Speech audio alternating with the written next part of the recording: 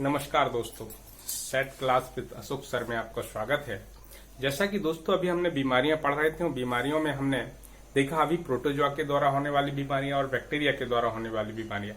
इसी सीरीज के अंतर्गत दोस्तों ट्रिकी जीएस के माध्यम से मैं आपको आज पढ़ाने जा रहा हूं फंगल डिसीज अर्थात फंगस अर्थात फफूंद या कवक से होने वाली बीमारियां। इसको भी दोस्तों एक शॉर्ट ट्रिक के माध्यम से समझेंगे। दोस्तों इसके लिए मैंने सीधा फार्मूला लिखा है, एक ट्रिक दी गई है दोस्तों, एक ट्रैक है। इस ट्रैक के माध्यम से दोस्तों मैंने बताया है कि एक एथलीट को दाद दमा खाज खुजली और गंजेपन की बीमारी हो। दोस्तों इस लाइन को समझना है। दोस्तों एक एथलीट खिलाड़ी है और उस खिलाड़ी को हमने देखा कि दाद दमा खाज खुजली और गंजेपन की बीमारी। दोस्तों ये बीमारी निकल के आएंगी कि कवक अर्थात फफूंद के द्वारा होने वाली बीमारियां कौन कौन सी। जैसे कि पहली एथलीट, तो एथलीट फुट की बीमारी। सेकंड नंबर पे दाद की बीमारी, दमा की बीमारी, खाज खुजली की बीमारी और गंजेपन की बीमारी। दोस्तों ये किसके द्वारा होती है दोस्तों? तो ये फंगस अर्थात फफूंद के द्वारा होने वाली बीमारी। यदि आ जाए आपसे कि दमा किसके द्वारा होने वाली बीमारी है, प्रोटोजोआ या फंगस के द्वारा या बैक्टीरिया या वायरस के द्वारा, तो आप क्या लगाएंगे दोस्तों? ये फंगस के द्वारा होने वाली बीमारी कौन सी है? दमा है। इसी प्रकार से एथलीट फुट के बारे में भी पूछा जाता है दोस्तों कि एथलीट फुट बीमारी किसके द्वारा फैलती है। तो ये 4 ऑप्शन रहते हैं, उसमें से आपको छांट करके बताना पड़ता है। गंजेपन के बारे में भी क्लियर दोस्तों। अब बात आती है कि इससे प्रभावित होने वाला अंग क्या है दोस्तों। अब प्रभावित होने वाला अंग जैसे कि मैंने लिखा है कि एथलीट फुट, फुट मतलब पैर की बात कही जा रही है दोस्तों। तो एथलीट फुट से प्रभावित होने वाला हमारे शरीर का कौन सा अंग होगा दोस्तों? पैर होगा। कौन सा होगा दोस्तों? पैर होगा। फिर दाद, दाद कहाँ होगी दोस्तों? बॉडी में होगी। और बॉडी में होगी तो बॉडी से कौन सी दोस्तों क्या प्रभावित होती है? त्वचा प्रभावित होती है। दमा, दमा क्या होती है दोस्तों? सांस लेने में तकलीफ होती है। क्या होती है? सांस लेने। इसमें दमा में दोस्तों क्या होता है कि जो इसका एक कवक का जो जीवाणु होता है, कवक नामक जो कवक होता है, और एस्परजिलस फ्यूमिगेटस, क्या होता है दोस्तों? एस्परजिलस फ्यूमिगेटस नामक कवक के माध्यम से, कवक का जो जीवाणु होता है उस कवक के द्वारा क्या होता है दोस्तों? फेफड़ों में ये प्रवेश करता है और फेफड़ों में सिकुड़न उत्पन्न कर देता है दोस्तों। क्या करता है? फेफड़ों में सिकुड़न उत्पन्न होता है और सिकुड़न उत्पन्न होने के कारण सांस लेने में दोस्तों तकलीफ होती है और इस तकलीफ के कारण ये बीमारी अर्थात होती है कौन सी दोस्तों? दमा संबंधी बीमारी होती है। खाज की बात, जैसे खाज खुजली के बारे में भी आप जानते हैं, तो खाज अर्थात खुजली जो होती है उससे क्या उत्पन्न होती है? त्वचा ही प्रभावित होती है। क्या होती है दोस्तों? त्वचा। और इसके लिए जो कवक होगा तो दोस्तों वो कौन सा कवक होगा? एक्केरस एस्के बीच। दोस्तों इसके बारे में होगा कि खाज से भी त्वचा प्रभावित होती। एस्केरस, इस पर होता क्या है दोस्तों? इससे आपको शरीर पर जब ये बीमारी उत्पन्न होती है, खाज होती है, तो धीरे धीरे फिर उस पर सफेद दाग पड़ जाते हैं दोस्तों। क्या होते हैं? सफेद दाग। यदि इसी प्रकार से दाद की बात करते हैं तो जब त्वचा पर दाद होती है, इसके लिए दिया जाए कौन सा कवक काम करता है? तो ट्राइकोफाइटोन। कौन सा है दोस्तों? ट्राइकोफाइटन होता है। तो इसमें लाल रंग के गोले पड़ जाते हैं, चकत्ते आ जाते हैं दोस्तों। क्या होते हैं? लाल रंग के गोले। इसी प्रकार से एथलीट फुट कहां पर होता है दोस्तों? फुट से पैर की बात कही गई और इसके लिए दोस्तों कौन सा कवक होता है? टेनिया पेडिस की बात कही गई। कौन सा है दोस्तों? Taenia pedis. अब दोस्तों इसको याद करने का एक तरीका और बता रहा हूं। देखिए दोस्तों, एक पैर दिया है मैंने, नीचे यहाँ सिर दिया है। हमारे बॉडी का पार्ट होता है जो बॉडी में हम सिर ऊपर होता है, पैर नीचे होता है, लेकिन इसको मैंने इस सूत्र के माध्यम से आपको पैर ऊपर करना है, सिर नीचे करना है। उल्टा मैंने खड़ा कर दिया। यदि इंसान को उल्टा खड़ा करने के बाद इन दोनों के बीच में त्वचा होगी, यहाँ भी त्वचा होगी, और इन त्वचा के बीच में हमारा फेफड़ा काम करता है दोस्तों। त्वचा के बीच में फेफड़ा काम करेगा। तो आपको यदि भूल भी जाए कि इनके द्वारा प्रभावित होने वाला अंग, तो आपको पैर से सिर के बल उल्टा खड़ा होना है। क्या होना?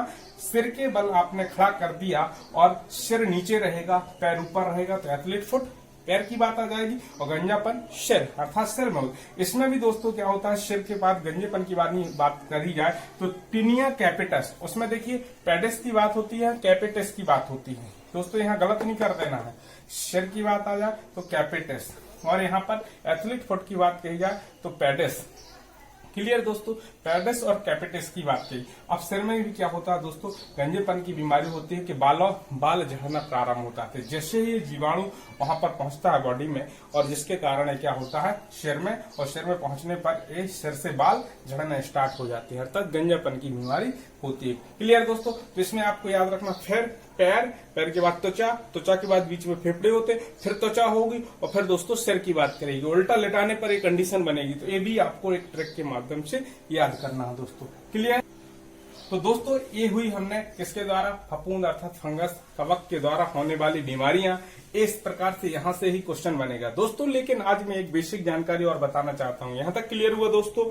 इसके बाद हम देखेंगे दोस्तों कि इसको कंप्लीट कर लिए। देखिए दोस्तों, अब अगली चीज देख रहे हैं अपन दोस्तों। आज देखेंगे, बात कर रहा हूं, आज 5 जून है दोस्तों। क्या है दोस्तों? 5 जून। और 5 जून को क्या मनाया जाता है दोस्तों? विश्व पर्यावरण दिवस। तो इस पर थोड़ी सी चर्चा करूंगा दोस्तों। ये 5 जून को विश्व पर्यावरण दिवस के रूप में, तो आपने देखा विश्व पर्यावरण दिवस। देखिए दोस्तों, विश्व पर्यावरण दिवस दोस्तों, इस बात को और ये कब मनाया जाता है दोस्तों? 5 जून को। कब मनाया? तो आज दोस्तों कौन सी तारीख है? 5 जून है।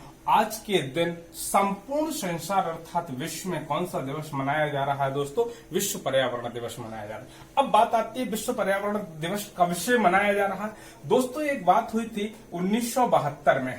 कब दोस्तों? 1972 में स्वीडन की, कहां पर दोस्तों? स्वीडन के स्टॉकहोम में।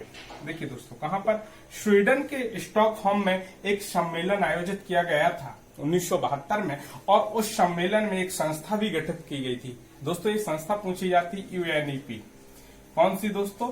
यूएनईपी। तो दोस्तों ये संस्था थी संयुक्त राष्ट्र। तो दोस्तों इसके बारे में यूनाइटेड नेशन एनवायरमेंट प्रोग्राम की बात कही गई थी। कौन सी दोस्तों संस्था गठित की गई थी? 1972 में ही इस सम्मेलन हुआ था। इस सम्मेलन में दोस्तों यूनेप अर्थात यूनाइटेड नेशन एनवायरमेंट प्रोग्राम एक संस्था गठित की गई थी। और इस संस्था के रूप में यदि बात करें, संयुक्त राष्ट्र पर्यावरण कार्यक्रम, इसको क्या बोलते हैं दोस्तों? संयुक्त राष्ट्र पर्यावरण कार्यक्रम। देखिए दोस्तों, अब बात आती है जो संयुक्त राष्ट्र पर्यावरण कार्यक्रम हुआ था। और इसी समय फिर 1974 में यदि बात आ जाती है कि कब से, तो ये आ जाए 1972 में स्वीडन में स्टॉकहोम में एक बृहद सम्मेलन आयोजित किया गया था। और उस सम्मेलन में ही कौन सी संस्था गठित की गई थी दोस्तों? संयुक्त राष्ट्र पर्यावरण कार्यक्रम जैसी एक संस्था गठित की गई थी। और उसके बाद 1974 में, 1974 से प्रति वर्ष 5 जून को क्या मनाया जाता है दोस्तों?